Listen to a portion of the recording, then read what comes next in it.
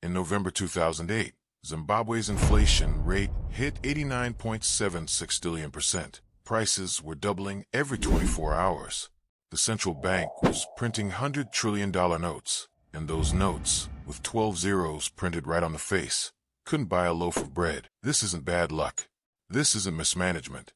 This is what happens when a government decides the money printer exists to keep itself in power. Robert Mugabe took control of Zimbabwe in 1980 after leading the independence movement against white minority rule. For a while, the country genuinely thrived. Zimbabwe exported food, ran functioning hospitals, educated its population. Then the late 1990s arrived and Mugabe needed money he didn't have. He'd sent troops into the Congo to fight a war that had nothing to do with ordinary Zimbabweans. Independence War veterans were furious, promised pensions for 20 years, and received nothing. Mugabe agreed to pay them all at once, 50 billion Zimbabwean dollars, unbudgeted.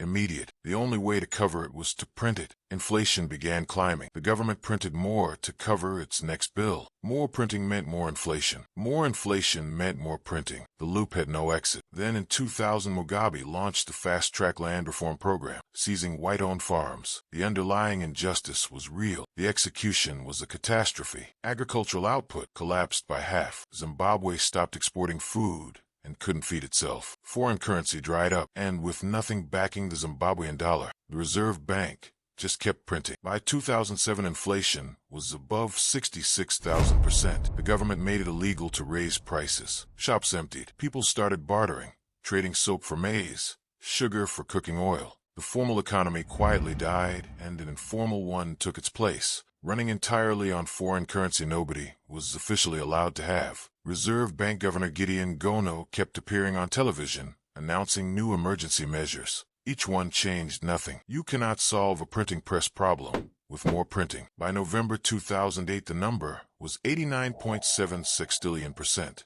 A $100 trillion note was introduced.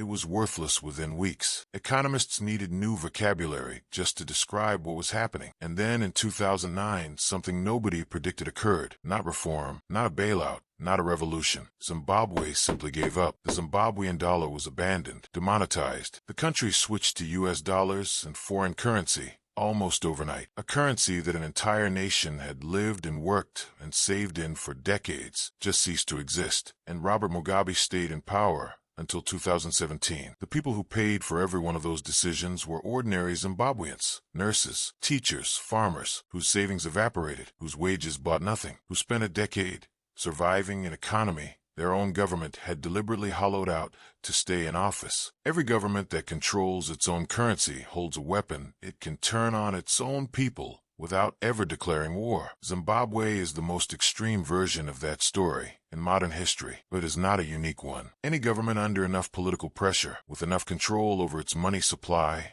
and enough willingness to use it, can do exactly what Mugabe did, just slower. So here's what I want to leave you with. If a government can legally destroy everything you've saved without breaking a single law, what does it actually mean to own money?